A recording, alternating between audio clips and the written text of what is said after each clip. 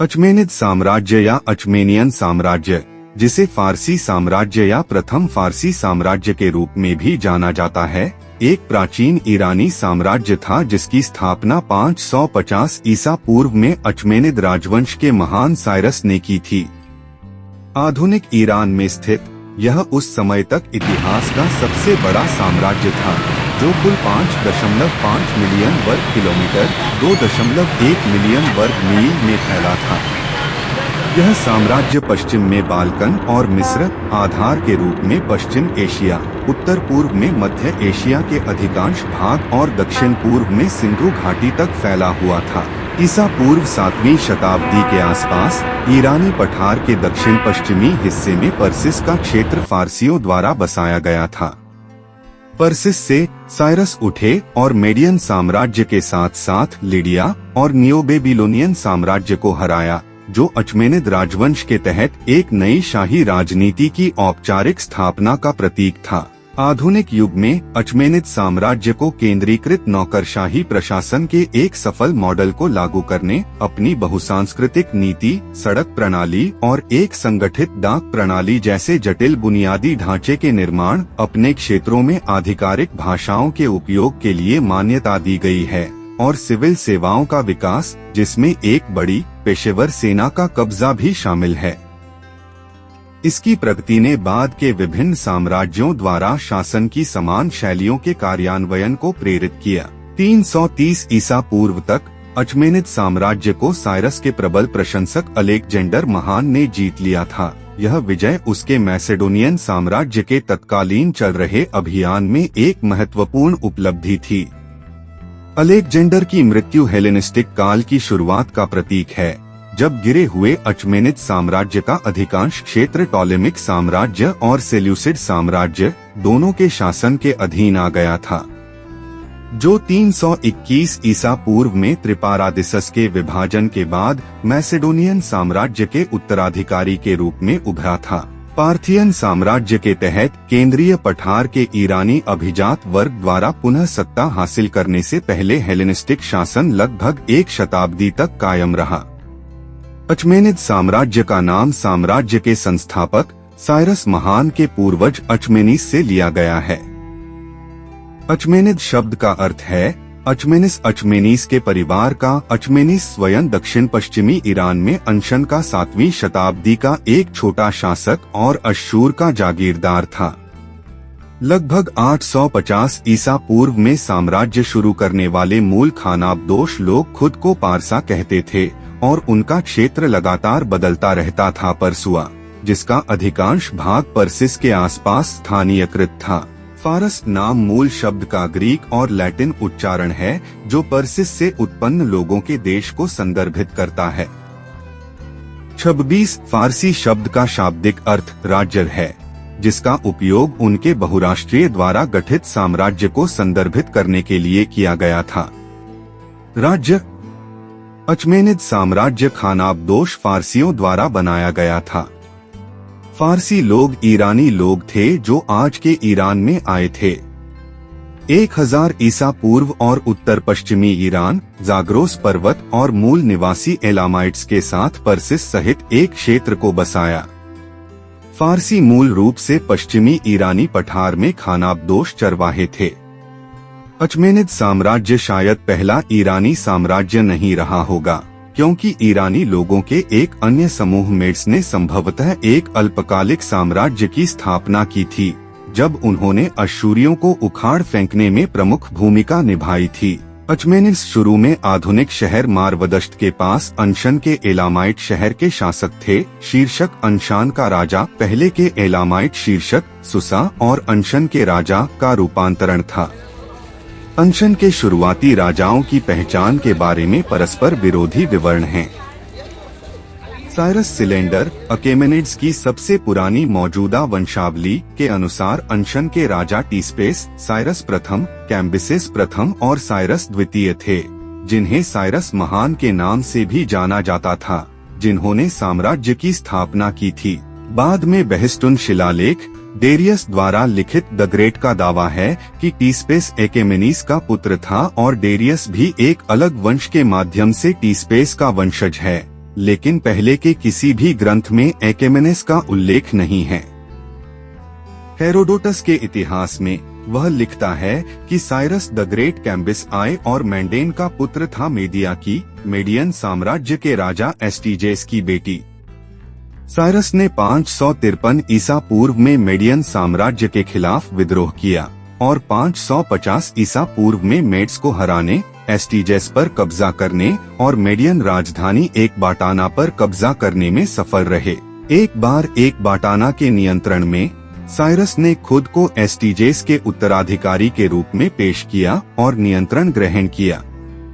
संपूर्ण साम्राज्य एस्टीजेस के साम्राज्य को विरासत में पाकर उन्हें लिडिया और नियो बेबीलोनियन साम्राज्य दोनों के साथ मेड्स के क्षेत्रीय संघर्ष भी विरासत में मिले।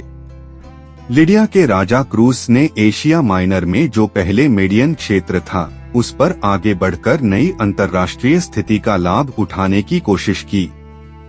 साइरस ने एक जवाबी हमले का नेतृत्व किया जिसने न केवल क्रॉसस की सेनाओं का मुकाबला किया बल्कि सार्डिस पर कब्जा कर लिया और 546 ईसा पूर्व में लिडियन साम्राज्य का पतन हो गया।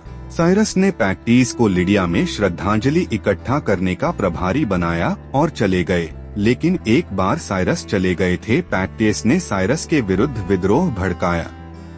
साइरस ने विद्रोह से निपटने के लिए मेडियन जनरल मजारेस को भेजा और पैक्टीस को पकड़ लिया गया।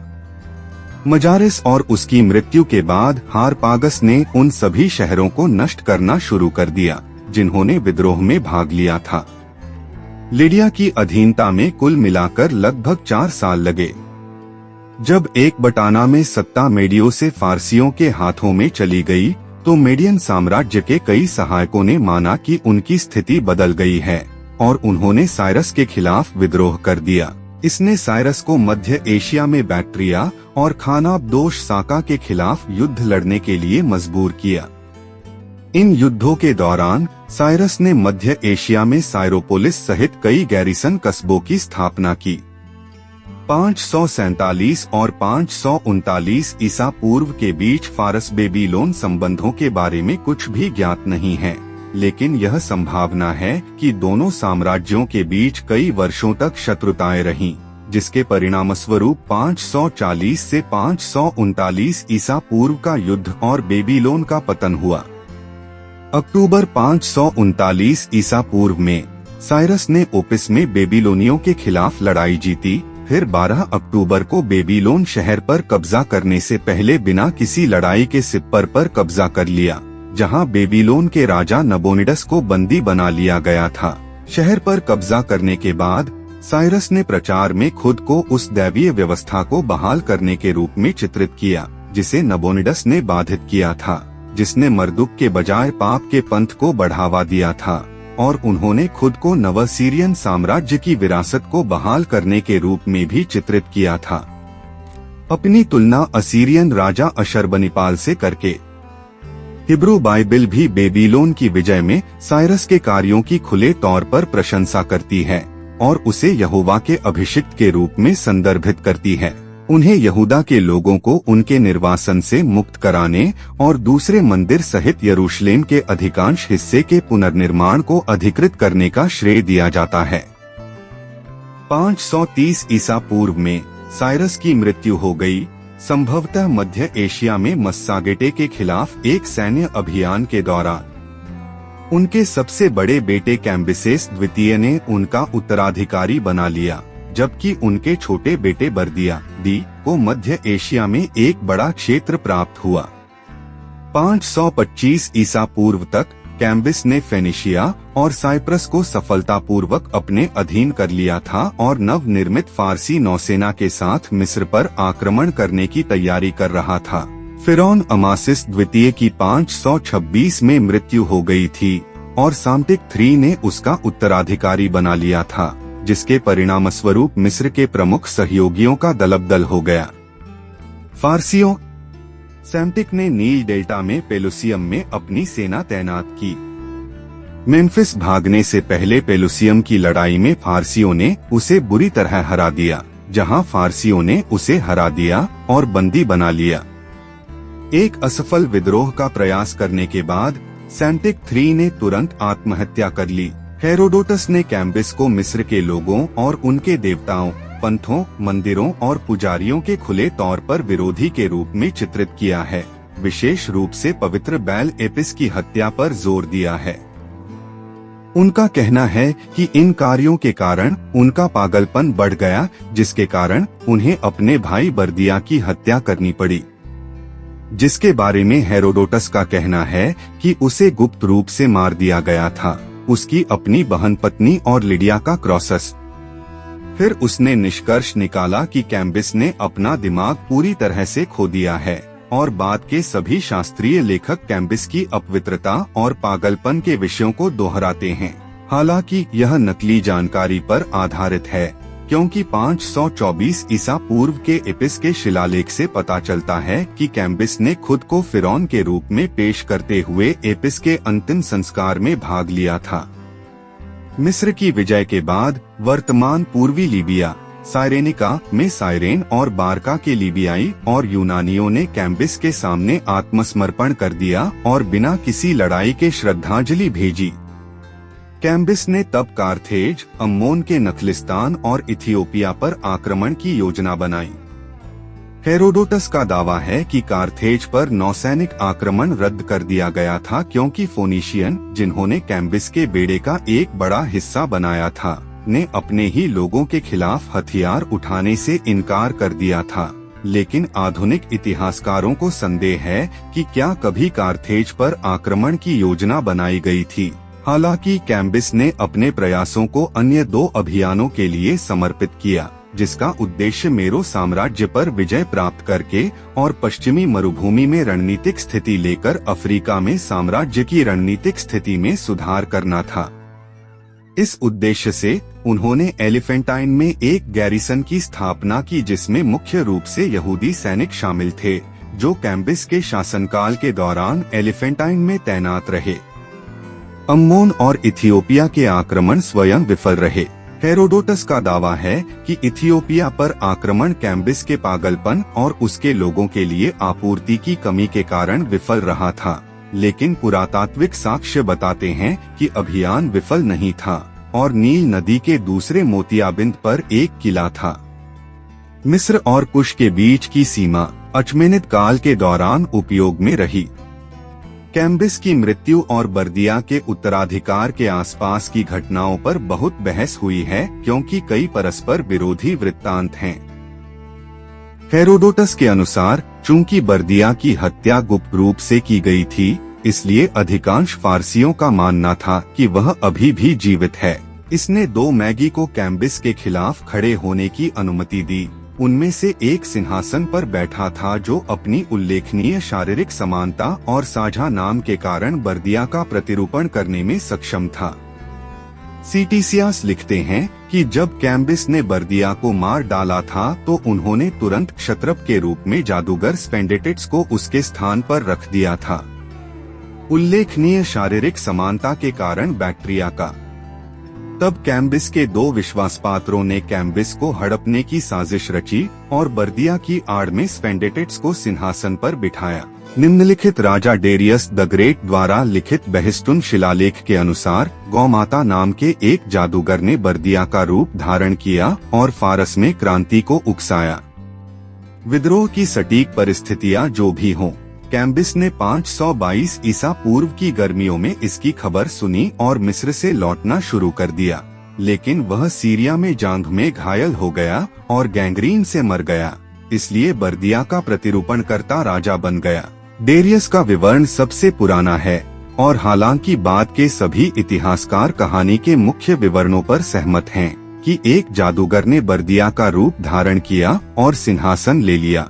यह डेरियस द्वारा अपने स्वयं के हड़पने को सही ठहराने के लिए बनाई गई कहानी हो सकती है। जब से लगभग 512 से 511 में मैसेडोनियन राजा अमीनतास प्रथम ने अपना देश फारसियों को सौंप दिया, तब से मैसेडोनियन और फारसवासी भी अजनबी नहीं रहे। मैसेडोनिया की अधीनता 513 में डेरियस द ग्रेट 521 से 486 द्वारा शुरू किए गए फारसी सैन्य अभियानों का हिस्सा थी। भारी तैयारियों के बाद एक विशाल अचमेनिद सेना ने बाल्कन पर आक्रमण किया और डेन्यूब नदी के उत्तर में घूम रहे यूरोपीय सीथियन को हराने की कोशिश की।